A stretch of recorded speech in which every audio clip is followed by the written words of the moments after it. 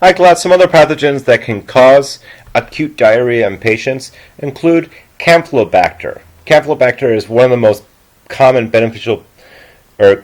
common bacterial causes of diarrhea within the United States, with approximately 2.4 million cases per year being credited to Campylobacter infection. Signs of Campylobacter infection include, diarrhea, so we have that loose and watery stool, and we'll have some other generic symptoms that are going to be associated with many other pathogens that cause diarrhea. So we have the fever, vomiting, headaches, abdominal pain. One of the signs, though, that helps to distinguish Campylobacter from other pathogens is that the symptoms can last a rather long time. They may potentially last longer than 2 weeks. And there can be a cyclical nature to these symptoms. The symptoms can subside and recur over a period of several weeks. And this is distinct from other pathogens where the symptoms typically are going to last for a few days and then you'll be done with the infection. Campylobacter infections are caused by Campylobacter jejuni. This is a bacterium that was initially isolated from the jejunum of the small intestine. There are other species of Campylobacter, but Campylobacter jejuni is the most prevalent for causing this disease. Here we go. So this bacterium has a very slender, curved appearance. It can be spirulate in nature. It's a gram-negative bacterium that has polar flagella on both ends that helps to propel it throughout the intestinal tract. And this is a good thing for the Campylobacter. It needs to have lots of flagella to help it remain in the intestinal tract and not be flushed out. Our Campylobacters are microaerophilic, so they love having very low concentrations of oxygen present, and that is going to help our Campylobacter to reproduce in the ideal conditions. So our Campylobacter needs a little bit of oxygen but cannot tolerate those pure or high concentrations of oxygen that the straight anaerobes do need. Campylobacter can be transmitted via a fecal-oral route or by having contaminated beverages or food enter the mouth. Water, milk, meat, and chicken are common culprits in transmitting Campylobacter. Once we ingest it, Campylobacter jejuni cells are going to reach the mucosa that lines the last segment of the intestine near the junction of the colon. That is the ileum. And within that section, those Campylobacter jejuni bacterium will bind to the mucus, burrow through the mucus, and then start to multiply. Symptoms are going to start commencing or initiating after the Campylobacter populations reach a high enough concentration. This typically requires an incubation period of at least 1 day and occasionally as long as 7 days. Campylobacter is capable of producing a heat-labile enterotoxin, so this toxin can be destroyed by heating, and this toxin will stimulate secretory diarrhea that's very similar to diarrhea that's caused by cholera, which is something that we'll talk about later on in this presentation. Campylobacter has been associated with Guillain-Barré syndrome, GBS. This is the leading cause of acute paralysis in individuals since we've had the eradication of polio. Before polio was eradicated, it was by far the leading cause of acute paralysis. But now Guillain-Barré has become the most common cause. Guillain-Barré syndrome appears to be an autoimmune disease that's brought on by our body's inappropriate response to viruses, bacteria, vaccination, and surgery. So there's a lot of different things listed there, and it's fairly poorly understood what causes Guillain-Barré syndrome, but there's a slight uptick in the rate of Guillain-Barré cases in individuals that have been infected with Campylobacter jejuni. If we look at 20 to 40% of Guillain-Barré syndrome cases, there's going to be a preceded infection with Campylobacter. Now, is this causation or is this correlation? We are not sure. It's just a very poorly understood disease right now. We have established correlation, but not necessarily causation. Some additional pathogenesis and virulence factors for Campylobacter include the fact that we need to focus on rehydrating the patients and giving them electrolyte balance therapy. So drinking lots of fluids, Gatorades, and maybe some IVs as well. In particularly severe infections, we're going to also administer some antibiotics, particularly erythromycin. Antibiotic resistance, though, is increasing within Campylobacter bacterium, so we try to stay away from using any antibiotics if at all possible. There is no vaccine currently for Campylobacter subspecies or species, and the best method right now is to avoid infection in the first place. Have very sanitary control conditions for milk and water supplies and during your food prep processes. Our next bacterium that can cause acute diarrhea is Clostridium difficile. This bacterium is a gram-negative endospore-forming rod-shaped bacterium, and it's part of the normal biota of our intestine. It is present in almost everyone. However, it's when this bacterium becomes the most common or increases its population count relative to the other bacteria that can start to cause a problem. The Clostridium difficile needs to remain in the appropriate balance with the other gut bacteria. Clostridium difficile can cause pseudomembranous colitis. This is going to be colitis typically that's associated with antibiotics. So after a strong antibiotic regimen, we can kill off certain species of gut bacterium and cause Clostridium difficile to increase in concentration and start to initiate the disease state. Within a hospital and healthcare setting, Clostridium difficile is a very major cause of acute diarrhea.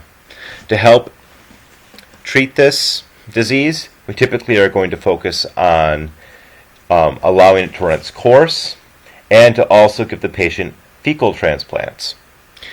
Gastric acid inhibitors that are used for individuals that have heartburn can predispose them to this infection because we change the native pH of the gut as we are processing those antacids. Our Clostridium difficile is capable of forming a superinfection in the large intestine, so it's able to overcome and become the most common microbe within our superintestine after we've taken that strong antibiotic regimen. Once this occurs, through quorum sensing, we typically are going to have Clostridium difficile start to produce enterotoxins A and B. These two particular enterotoxins can cause necrosis or death of the walls of our intestinal tract and lead to very severe diarrhea. The diarrhea that is associated with late antibiotic therapy or even after our antibiotic therapy has stopped, generally speaking, is going to be assumed to be Clostridium difficile. Patients that have this infection in their intestinal tract are going to have very severe abdominal crampings, fever, and leukocytosis. The colon becomes quite inflamed and will slough off large segments of membrane-like tissues known as pseudomembranes. If this condition doesn't stop, perforation of the colon and death can result. Clostridium difficile infections are quite severe and need to be taken seriously. Approximately 15,000 people die every year from C. diff, or Clostridium difficile infections. Our uncomplicated cases respond to withdrawal of the antibiotics and replacement therapy or lost fluids and electrolytes. So in the mild cases, we can just give the patients supportive liquids and remove them from the antibiotics to help restore their gut microbiome. Very severe infections are traditionally treated with antibiotics until the normal intestinal biota returns to normal. Those can include antibiotics can include vancomycin or fidaxomicin. Fecal transplants right now, though, are showing to be much more effective than antibiotic treatment, and probiotic therapy as well is proving to be effective. So the newer methods for treating C. diff involve having the patients eat lots of yogurt, active yogurt cultures, and transplanting stool from a healthy patient into the colon of the infected patient. Our next bacterium is Vibrio cholerae. Cholera is a disease that's been infecting or killing human beings for centuries. It shaped human history, particularly in Asia and Latin America, where it's endemic. Typically, outbreaks of cholera occur after natural disasters, after war, or if there's a large refugee movement. And all of these instances are typically going to be associated with human feces getting mixed with water supplies. And when that particular thing occurs, when the feces get mixed with water supply, then we can have the outbreaks of Vibrio cholerae. These Vibrio rods have a single flagellum on one pole, so they're monopolar flagellum, bacterium. These belong to the family of bacteria known as Vibrioanceae. These bacterium, Vibrio cholerae, that have been freshly isolated are going to have cells that move around very quickly. They can dart around across your microscope's field of vision. And they kind of resemble a comma in shape. If we look at the Vibrio genus, it shares very many cultural and physiological characteristics of other members of the Enterobacteriaceae family. So these bacteria have many things in common with other bacteria that inhabit our gut. For instance, these bacteria can ferment sugars. They can grow on ordinary and selective media that contains bile at body temperature. Vibrio cholerae are known for having both the O and H antigens. And if we look at Vibrio cholerae, the two biotypes are going to be classic Vibrio cholerae and L-Tor Vibrio cholerae. After initial infection, incubation needs to go on for at least a few hours, so it has a very short incubation period, and can occasionally take as long as a few days. Symptoms are going to occur very abruptly. Their Vibrio cholerae infections are associated with the patient feeling fine and then rapidly having their conditions deteriorate. There'll be vomiting followed by copious amounts of watery feces known as secretory diarrhea.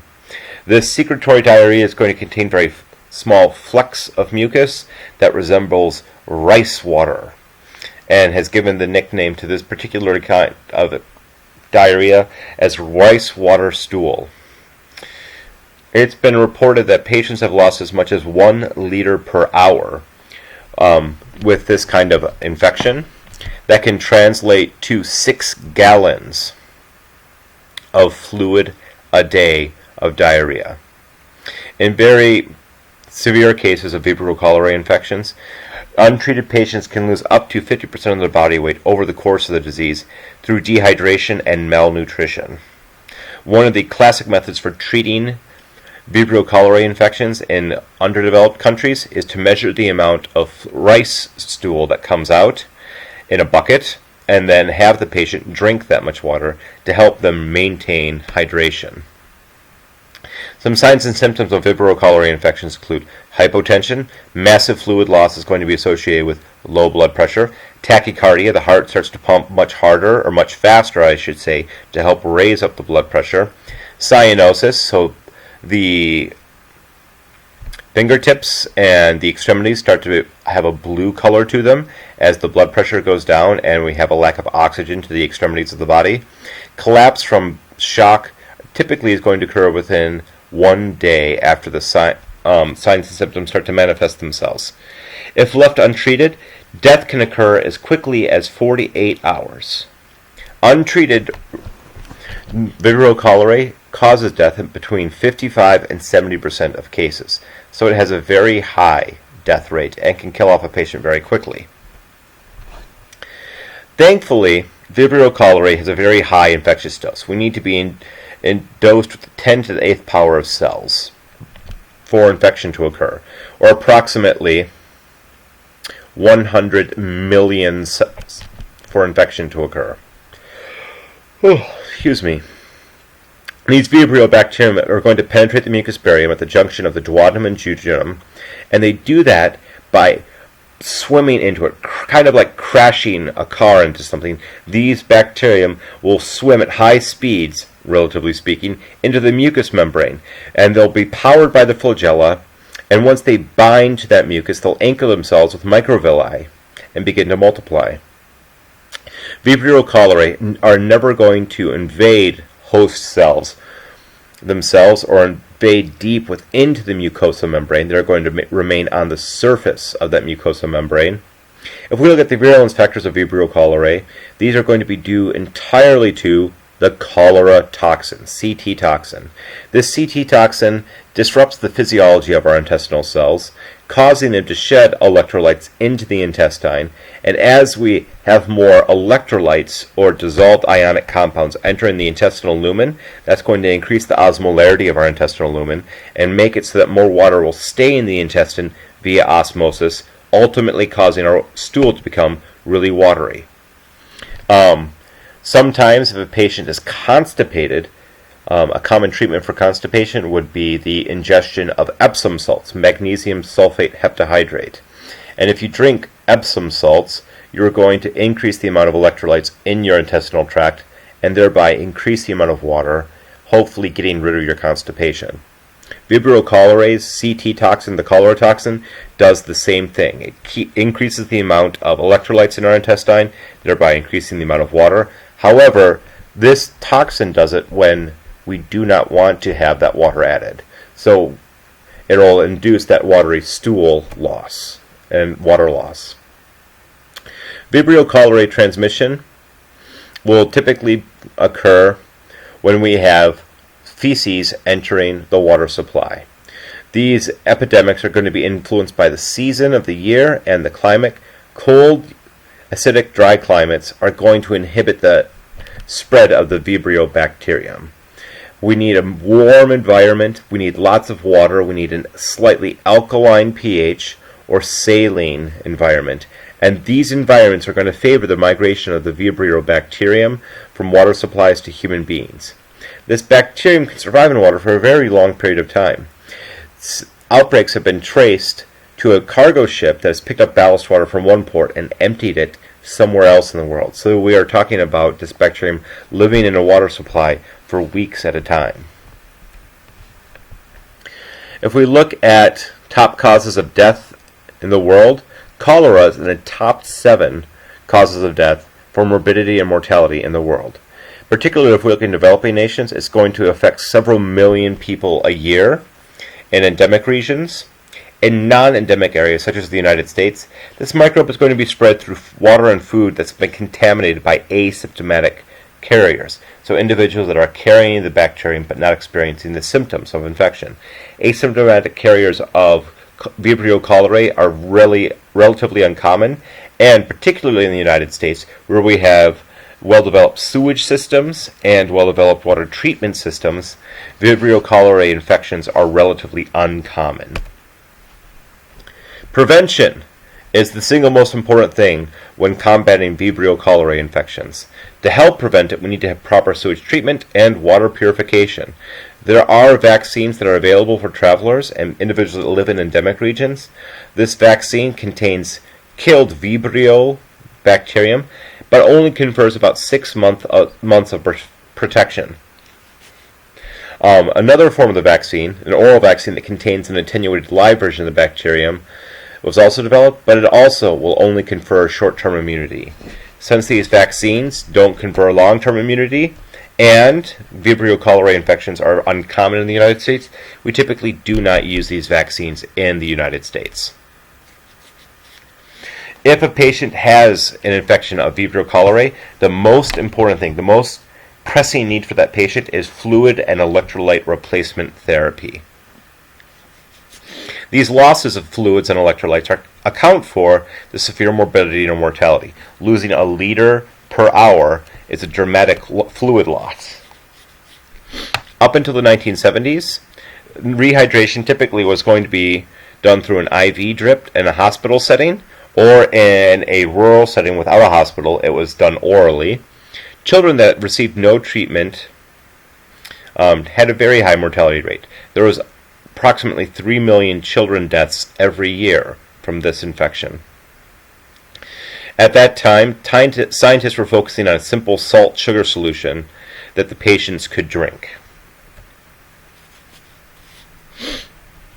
If we look at oral rehydration therapy, it's very simple and very effective. It was developed by the World Health Organization, and it's going to focus on essentially drinking high concentration Gatorade. So we'll have sodium chloride, sodium bicarbonate, potassium chloride, and glucose, or sugar, all being dissolved in the water. It's salty, sugary water. And we typically will have the patients drink 100 to 400 milliliters per hour, so about half a liter an hour. and this solution can restore the patient in as little as 4 hours. Infants or children who once would have died from this are now typically going to survive, so the mortality rate for treated cases of cholera is near zero. The main way that cholera kills us is by dehydrating us and having us lose our electrolytes.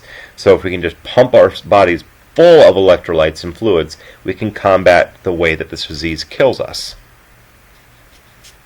Oral hydration therapy does not require medical facilities, high-tech equipment, or even medical protocols, and it also eliminates the need for needles entirely. There typically is no training required. You just drink the fluid at the recommended rate. Oral antibiotics, such as trimethoprimate sulfamethoxazole, can terminate this infection or reduce the infection rate in as little as 48 hours and diminish the period of Vibrio excretion and thereby diminish the amount of spreading that occurs as the patient has their watery stool. So here are some more diseases that we focused on that can cause acute diarrhea. We focused on Campylobacter, Clostridium difficile, and Vibrio cholerae. I did not focus on Yersinia pestis, or the Yersinia bacterium. We talked about that when we focused on cutaneous anthrax, or when we focused on cutaneous and pulmonary plague. I am not going to test you on Yersinia associated with the intestinal tract. That's all we have for this section. If you have any questions for me, please feel free to post them to the discussion board or shoot me an email. Have a good time studying. Bye-bye.